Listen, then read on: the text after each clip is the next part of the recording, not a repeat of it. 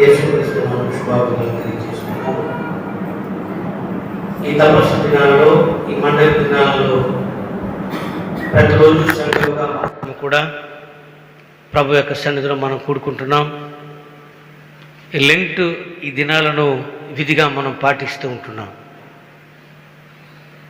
ఒక మంచి వ్యవసాయదారుడిగా ఉండేటువంటి వ్యక్తి మంచి పంటను ఆశించినప్పుడు ప్రతి సంవత్సరం ఏం చేస్తూ ఉంటాడంటే ఆ చెట్టును పనికిరాని తీగలన్నీ కూడా తీసేస్తూ ఉంటాడు.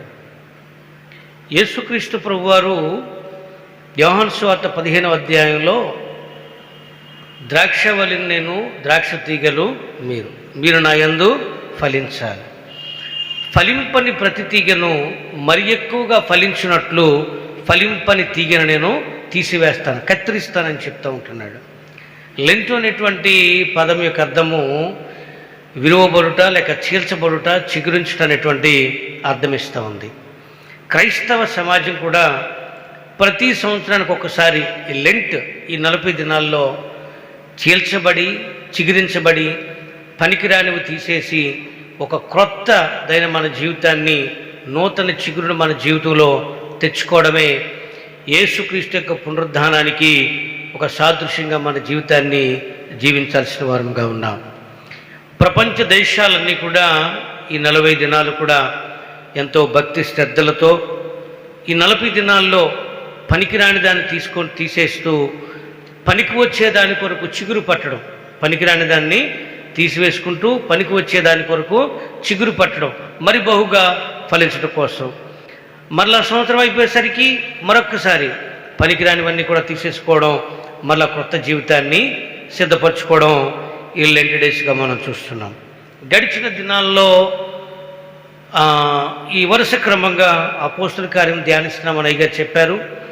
ఈరోజు మనకి ఇవ్వబడిన 11వ అధ్యాయంలో కొన్ని వచనాలు మనం జ్ఞాపకం చేసుకుంటున్నాం. ఇక్కడ అపోస్తలుడు తమ పరిచర్యను ప్రారంభించారు. మేడగదిలో పరిశుద్ధాత్మను పొందిన తర్వాత వారు సువార్త పరిచర్య చేస్తూ అనేక ప్రాంతాలకు వెళ్తున్నారు. అప్పటికి సువార్త ఇంకెక్కువగా అభివృద్ధి చెందలేదు. కొన్ని చోట్లే ఉంది. శ్రమలు ఉన్నాయి. ఎక్కువ వ్యతిరేకత ఉంది క్రైస్తవ్యం మీద, బాగా వ్యతిరేకత కనబడతా ఉంది. ఎక్కువ మంది ఎవరు కూడా యేసుప్రభువును అంగీకరించట్లేదు. శిష్యులు మాత్రం సువార్తను ప్రకటించడం మానట్లేదు. ఆ రోజుల్లో శిష్యులు ఏం చేసేవారంటే దేవుని పరిచర్య చేయాలనుకున్నప్పుడు కనిపెట్టి ప్రార్థన చేసేవారు. పరిశుద్ధాత్మ దేవుడు వారిని దర్శించి ఎక్కడికైనా వెళ్ళమంటే వెళ్ళేవారే తప్ప వాళ్ళ సొంత నిర్ణయాలతో మాత్రం వెళ్ళేవాళ్ళు కాదు. ప్రతిదీ కూడా దేవుని మీద ఆధారపడేటువంటి వారుగా ఉన్నారు. ఇక్కడ పేతురు తన పరిచర్యను చేసుకుంటూ వెళ్ళిపోతున్నటువంటి సందర్భం వచ్చేసరికి అన్యజనులు దేవుని వాక్యం అంగీకరించిన అపోస్తులను, యూదయ ఎందున్నటువంటి సహోదరులను వినిరి. పేతురు యెరూషలేమునకు వచ్చినప్పుడు సున్నతి పొందిన వారు, నీవు సున్నతి పొందిన వారి యొద్దకు పోయి వారితో కూడా భోజనము చేసితివి అని అతనితో వాదం పెట్టుకున్నారు. ఇక్కడ ఒక ప్రత్యేకమైనటువంటి ఒక ఉద్యమం మొదలైంది. ఇక్కడ ఒక ఏర్పాటు వాదం మొదలైంది. అక్కడ ఉన్నటువంటి యూదులు కొంతమంది సున్నతి పొందినవారు అక్కడికి వచ్చి పేతురును ప్రశ్నిస్తున్నారు. పేతురు, మనం ఒక ధర్మశాస్త్రాన్ని కలిగి ఉన్నాం, మనం కట్టుబాటుని కలిగి ఉన్నాం కదా, మరి నువ్వు సున్నతి పొందిన వారి దగ్గరికి వెళ్ళి ఎందుకు భోజనం చేస్తున్నావు? అంతకుముందు 10వ అధ్యాయంలో నన్ను మీరు ధ్యానం చేస్తుండొచ్చు. గత వారంలో కొర్నేలి దగ్గరికి దేవుని దూత వచ్చి మాట్లాడడం, అతనుతో దేవుని దూత మాట్లాడడం, మరి నేనేం చేయాలని చెప్తే యొప్పేలో పలానా చోట దేవుని సేవకుడు అతను ఇంటికి తీసుకొచ్చుకోమని చెప్పడం, ఇతను వెళ్ళేసరికి అక్కడ సీమోనికి దర్శనం కలగడం, 4 చెంగులు పట్టబడడం, దుప్పటి తెంపడం, దాంట్లో అన్ని రకాల చతుష్పాద జంతువులు కనపడడం, అవి చంపుకొని తినమని చెప్పడం. ప్రభు, మరి నేను ధర్మశాస్త్రం పట్టున్నాను, ఏది తినాలో ఏది తినకూడదు ఉంది, అవి తినదగినవి కాదు అంటే ఏది నిషేధింపబడింది కాదు దేవుని సృష్టిలో ఏది కూడా నిషేధించబడింది కాదు. నేనే పవిత్రపరిచిన తర్వాత నీకెందుకు ఈ పరిస్థితి ఏర్పడుతుంది అని చెప్పాడు. 3 సార్లు చెప్పినప్పుడు కూడా ఇతను దాన్ని అభ్యంతరపరిచాడు. వెంటనే ఆ దుప్పటి మరలా పైకి వెళ్ళిపోయింది. అది వెళ్ళిన తర్వాత నాకు కొర్నేలు దగ్గర నుంచి మనుషులు వచ్చారు. అప్పుడు ఆ దర్శన భావం నాకు అర్థమైంది. కొర్నేలు ఇంటికి వెళ్ళాను. వారి ఇంటి వారు కూడా రక్షణ పొందారు.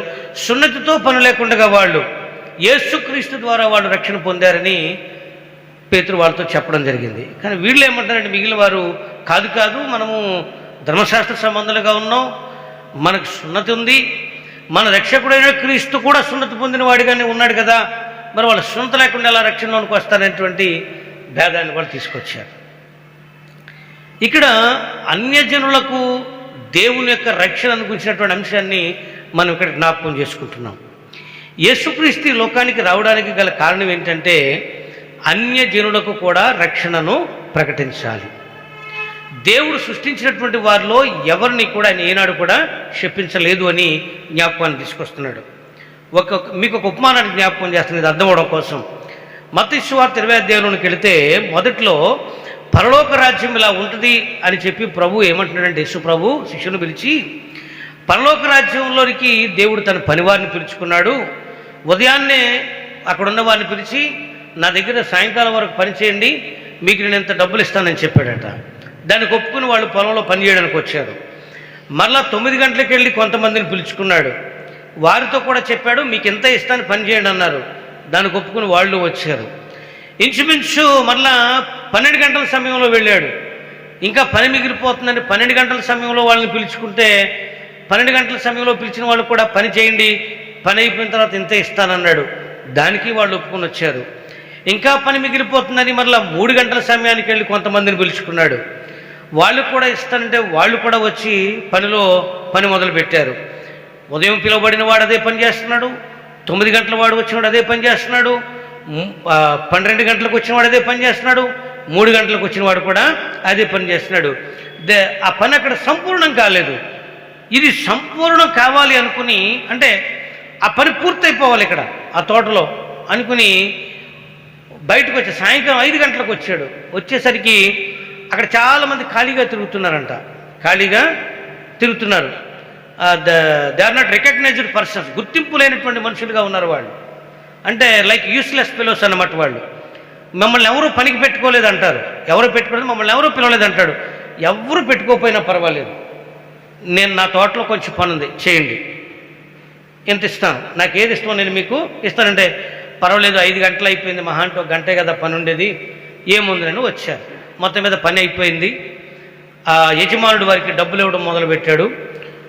ఉదయం వెళ్ళిన వాడికి ఎంత డబ్బులు ఇచ్చాడో సాయంకాలం వెళ్ళేవాడికి కూడా అదే డబ్బులు ఇచ్చాడు. ఉదయం వెళ్ళిన వాడికి ఏ డబ్బులు ఇచ్చాడో సాయంకాలం వెళ్ళేవాడు కూడా అదే డబ్బులు ఇచ్చాడు. ఇప్పుడు ఎవరు సంతోషపడతారంటే సాయంకాలం వెళ్ళేవాడు సంతోషపడతాడు, అంతే కదా. సాయంకాలం వెళ్ళిన వాడిలో వాడి నైపుణ్యం చూడలేదు, వాడి గుర్తింపును చూడలేదు, వాడికి పని వచ్చా పని రాదా అనేటువంటిది కూడా ఏమీ కూడా చూడలేదు. నువ్వు పని చేయి నీకు ఇస్తానన్నాడు, వీని వచ్చాడు, పని చేశాడు, పొందుకున్నాడు, అంతే. ఉదయం వచ్చిన వాడు ఉన్నాడు, 9 గంటలకు వచ్చిన వాళ్ళు ఉన్నారు, అండ్ 12 గంటలకు వచ్చిన వాళ్ళు ఉన్నారు కదా, 3 గంటలకు వచ్చిన వాడు ఉన్నారు. ఉదయం వచ్చిన వాడికి సాయంకాలం ఒకే కూలి వచ్చేసరికి ఉదయం వచ్చినవాడు కోపం వచ్చి ఎండనక వాననక నేను చాలా ఇబ్బంది పడ్డాను, నాకేంటి అంటే నేను యజమానుణ్ణి, నా ఇష్టం, నువ్వు మొదట వచ్చినప్పుడు ఎంతకే పని చేస్తాను నువ్వు ఒప్పుకున్నావు, నువ్వు ఒప్పుకున్న దాని ప్రకారం నీకు ఇచ్చేసాను, ఇంకా నో మోర్ ఆర్గ్యుమెంట్ ఇక్కడ. అయినా నా డబ్బులు నేను ఇచ్చుకుంటే నీకెందుకు కడుపుబ్బరం అని వాళ్ళు గద్దించినటువంటి సందర్భం చూస్తూ ఉన్నాం. దీంట్లో ఉదయాన్నే పిలువబడినటువంటి వారు వాగ్దానపు ప్రజలు, యూదులుగా మనం జ్ఞాపకం చేసుకోవచ్చు. అబ్రహాం సంతానం ఇజ్రాయేలీలు. 9 గంటలకు పిలువబడినటువంటి వారు ప్రవక్తలు. తర్వాత 12 గంటలకు పిలువబడినటువంటి వారు యేసుక్రీస్తు శిష్యులు. 3 గంటలకు పిలువబడినటువంటి వారు అపోస్తలులు. చివరి క్షణంలో పిలువబడినటువంటి వారు అన్యజనులమైనటువంటి మనందరము. దేవునికి స్తోత్రం కలుగునుగాక. హల్లెలూయా. దేవుని రాజ్య నిర్మాణంలో మొదట పిలువబడిన వాడికి ఏ బహుమానం ఉందో చివరి పిలువబడిన వాడికి కూడా అదే బహుమానాన్ని దేవుడు చూపిస్తూ ఉంటున్నాడు. ఈ దర్శన భావాన్ని ఈ పరలోక రాజ్యం నిర్మాణం యొక్క ఉద్దేశాన్ని దేవుడే రచించాడు, దేవుడే కలిగి ఉన్నాడు. ఆయన సృష్టిలో సృష్టించిన దాంట్లో ఏ భేదము లేదు ఆయన. కాకపోతే కొన్నిసార్లు వాళ్ళని సరిచేయడం కోసం దూరం పెట్టాడే తప్ప దేవుడి సృష్టిలో నిషేధింపబడింది ఏది కూడా లేదు అని ఖచ్చితంగా దీన్ని మనం జ్ఞాపకం చేసుకోవాలి. నిజమే కదా, నిన్న మనం చేసినటువంటి ధ్యానాంశంలో కనాను స్త్రీ వచ్చి నా కుమార్తెకి దయ్యం పట్టుకుందని అడుగుతూ ఉంటుంది. దయ్యం పట్టుకుందని అడుగుతుంది. స్ట్రైట్గా అడ్రస్ చేస్తున్నాడు ప్రభు. పిల్లలకు పెట్టే రొట్టు ముక్క తీసి కుక్క పిల్లలకి పెట్టడం యుక్తం కాదు అంటాడు. వెంటనే మనమైతే ఏం మాట్లాడుతున్నావా, కుక్కల్లా మాట్లాడుతున్నావు ఏంటని చెప్పి కోపం వచ్చింది మనకి. అంతేనా? అవునంటారా? ఒక వారం అయ్యగారు పాట పాడకపోతే నీ అంతేంటో చూస్తాను, నేను తీసేపోతే చూస్తాను అనేటువంటి కోపాలు వచ్చేస్తాయి మనకి. మాకు ముందు అయ్యగారే మంచివారండి, మీరేం మంచివాళ్ళండి అనేటువంటి ఒక భేదాభిప్రాయాలు మనకు వస్తూ ఉంటాయి. కానీ ఈవిడేం మాట్లాడుతూ ఉంటుందంటే, ఎస్ మై లార్డ్, మా యజమానుడా, నువ్వు మాట్లాడేది నిజమే. కుక్క పిల్లలు కూడా తమ యజమానుల బల్ల మీద నుండి పడే రొట్టె ముక్కలే తింటాయి కదా. అంటే నీ పిల్లల్ని సృష్టించింది నీవే, ఈ సృష్టిలో ఉన్న కుక్కలుగా ఉన్నటువంటి మమ్మల్ని సృష్టించింది కూడా నీవే. మా దిక్కు నీవే, మాకు ఇంక వేరే ఆధారం లేదు. మేము మా వ్యక్తిగత కారణాల వల్ల మేము దూరం అయిపోయి ఉండొచ్చేమో, కానీ మా సృష్టికర్తవు, మా నిర్మాణకుడవు, మా ఆధారము నీవే. ఇది గుర్తు చేసుకోవాలి. అన్యజనుడిగా ఒకవేళ పరిగణించబడినప్పటికీ కూడా మా సృష్టికి మూలము నీవే. కుక్క పిల్లలకు ప్రత్యేకంగా తండ్రి లేడండి. కుక్క పిల్లను పోషించడానికి ఇంకేమీ లేవు కదా. యజమానుల బల్ల మీద నుంచి పడేటువంటి రొట్టె ముక్కలే కదా తినేది. అంటే పిల్లలైనా నీ దగ్గర ఉండాలి, దాసులైనా నీ దగ్గరే ఉండాలి, కుక్కలైనా నీ దగ్గరే ఉండాలి అని వెరీ మచ్ ప్లీడింగ్, బ్రతిమాలుకుంటుంది అనమాట, వేడుకుంటుంది. ఒక్కసారి ప్రభుకి కళ్ళు చిబుచ్చిపోయి ఉండొచ్చు నాకు తెలిసి. అరే, ఇంతకాలం నేను వచ్చి నశించిన యూదుల వద్దకే వచ్చానని నేను వచ్చానే, నా ప్రజలు నేను వచ్చానే కదా. లేకపోతే ప్రవచనాలు చెప్పబట్టో ఇంకోటో యూదుల్లోనే పుట్టాల్సినటువంటి అవసరం నేను ఏర్పరచుకున్నానే, ఏమి నా ప్రజలు నా మాట వినట్లేదు, నా ప్రజలు నా మాట వినట్లేదు, నా ప్రజలు నన్ను గుర్తించట్లేదు అనేటువంటి భారం కలిగి ప్రభు ఒక మాట అంటాడు, నీ విశ్వాసం చొప్పున నీకు జరుగుతుందని. ఇశ్రాయేలీయుల్లో ఎవరికైనా ఇంత విశ్వాసము ఉన్నదా? ఎవరికైనా ఇంత విశ్వాసము ఉన్నదా? ఈ మాట మనం జ్ఞాపకం చేసుకోవాల్సినటువంటి సందర్భంలో అన్యజనులకు దేవుని యొక్క రక్షణ సమానమే అని మనం జ్ఞాపకం చేసుకోవాలి. దేవుని ప్రేమలో పక్షపాతము లేదు, దేవుని సృష్టిలో పక్షపాతము లేదు. రక్షింపు నేరకి ఉన్నట్లు యెహోవా హస్తము కురచకాలలేదు, విననేరకి ఉన్నట్టు ఆయన చెవులను మందము కాలేదు. దేవుని ప్రేమను పొందలేనటువంటి ఒక అవిటితనమైనటువంటిది మనలో ఉందే తప్ప దేవునిలో మాత్రం ఏ విధమైనటువంటి పక్షపాతం లేదని జ్ఞాపకం చేసుకోవాలి. దేవుణ్ణి మనం వెతుకుతున్నాము, దేవుణ్ణి మనం ఆరాధించాలనుకుంటున్నాము, కానీ మనలో ఇంకా అంటరానితనమైనటువంటిది కనబడతా ఉంది. దేవుని దగ్గర అంటరానితనమైనటువంటి స్వభావం మనలోనే ఉంది. ఇంకా ఈరోజు ఈ అంటరానితనమైనటువంటి స్వభావం సంఘమునకు అవుట్ ఆఫ్ చర్చ్ కాదు, చర్చ్లోనే మనం చూస్తూ ఉంటున్నాం. ప్రార్థన జీవితంలో ఎక్కువగా గడిపేటువంటి వాళ్ళు కొంతమంది తమ్మును అతిశయపడే వాళ్ళు ఉంటారు. కొంతమంది ప్రార్థన చేయలేని వాళ్ళు చూసి చులకనగా చూసుకునేటువంటి స్వభావాలు కనబడతా ఉంటాయి. వ్యక్తిగత ఆధిపత్యం, ఆర్థికపరమైనటువంటి ఆధిపత్యం, ఆధ్యాత్మికమైనటువంటి ఆధిపత్యం, కుటుంబపరమైనటువంటి ఆధిపత్యం, సమూహం సంబంధమైన మన యొక్క 10 కుటుంబాలు ఎక్కువ ఉంటే ఒక రకమైనటువంటి ఆధిపత్యాన్ని మనం ఈ ప్రభు ఎదుట మనం ప్రదర్శించడానికి ప్రయత్నం చేసి అంటరానితనాన్ని ఇక్కడ మనం చూపిస్తున్నాం తప్ప మనమందరము ఒకటైనటువంటి ఆలోచనలో మాత్రం మనం ఉండలేకపోతూ ఉంటున్నాం. పైగా ఎలా తయారవుతున్నామంటే, ఇదిగో ప్రభువా, ఈ సుంకర వలె ఉన్నందుకు నీకు వందనములని చెప్పేటువంటి స్థితిగా తయారైపోయాం. మనం ఎలా ప్రార్థన చేస్తామండి? మనం ఈ సుంకర వలె ఉన్నందుకు నీకు వందనములు. వాడేం చేశాడు అంటే, నువ్వు దశంభాగం ఇచ్చి నువ్వు ప్రార్థన చేసి నువ్వు గొప్పగా చేసావు కాబట్టి నువ్వు కరెక్ట్ అనుకుంటున్నావు. కానీ దేవుని చేత నిర్దోషిగా ఎంచబడడం అనేటువంటిది చాలా కష్టంతో కూడిన పనిని మనకు జ్ఞాపకం చేసుకోవాలి.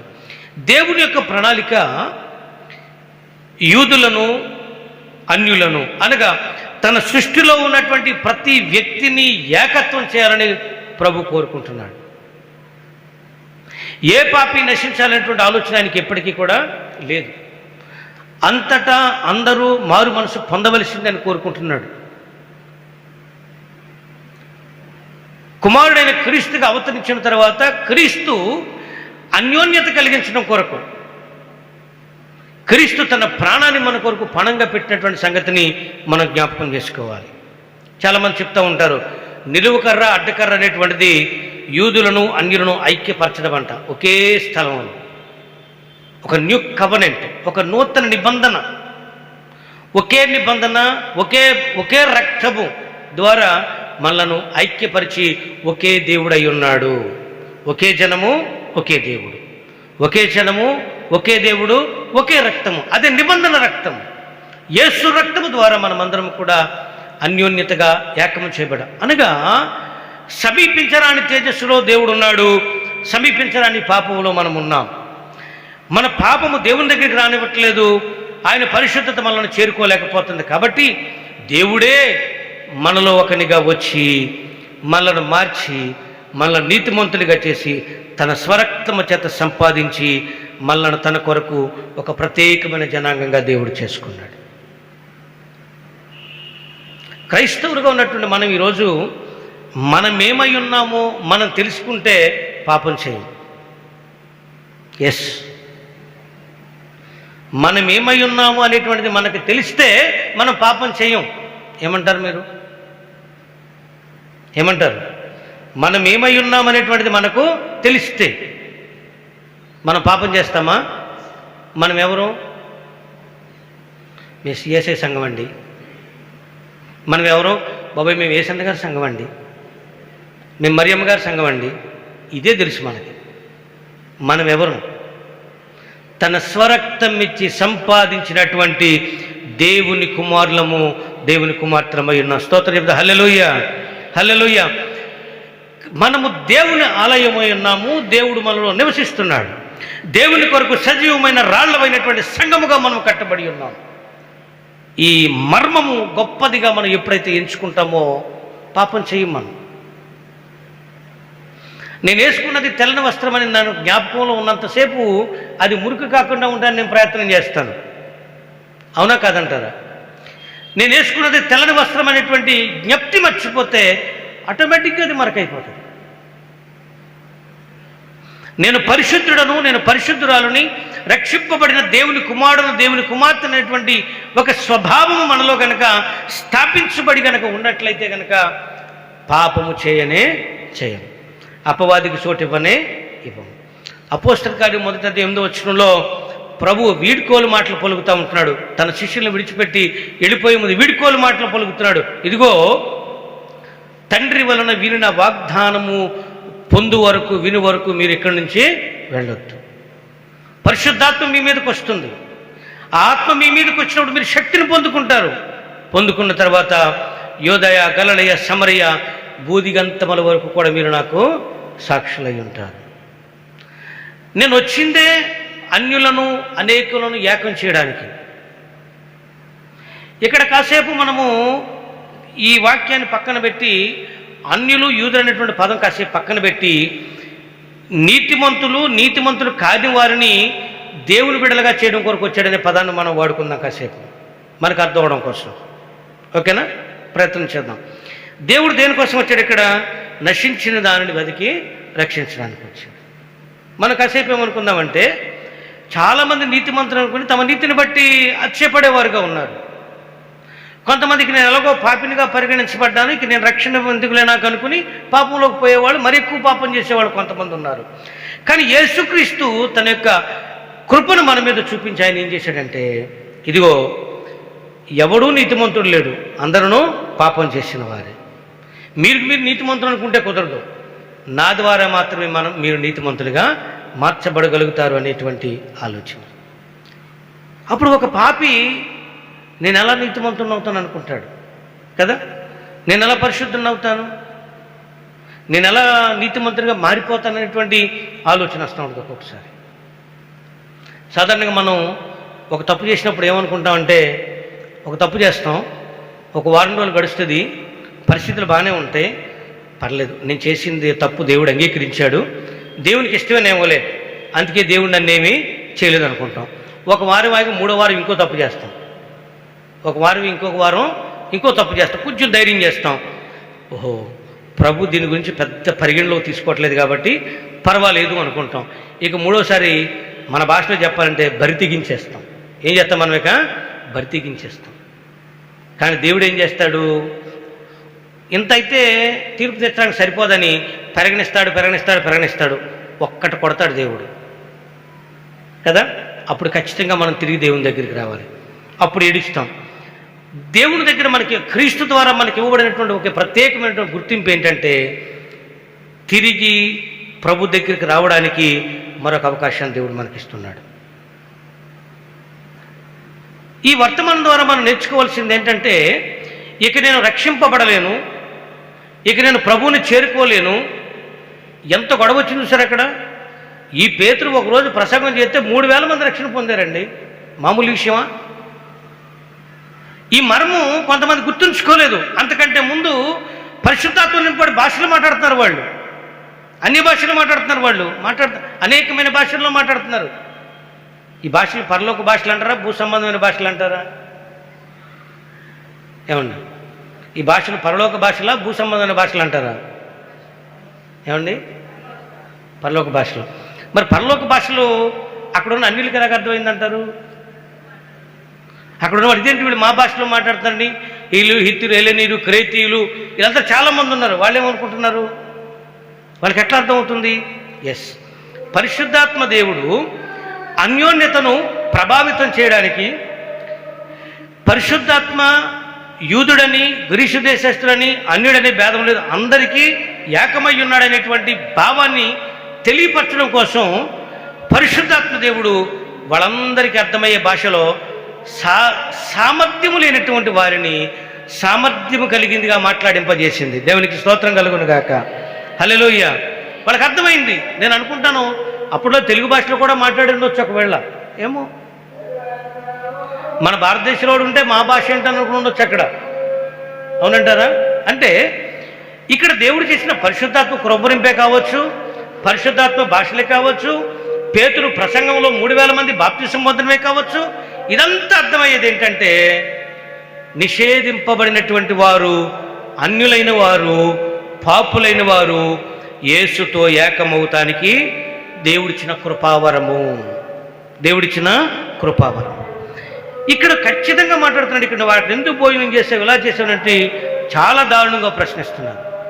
దేవుని వాగ్దానం మర్చిపోయారు. మత్తయి సువార్త 28వ అధ్యాయంలో ప్రభువు అంటున్నాడు, ఇదిగో మీకు భూమి మీద సర్వాధికారం ఇచ్చాను, సర్వలోకానికి వెళ్ళి సర్వ సృష్టికి సువార్తకు ప్రకటించండి. సర్వ సృష్టికి భాష భేదం లేదు, దేశ భేదం లేదు, ప్రాంత భేదం లేదు.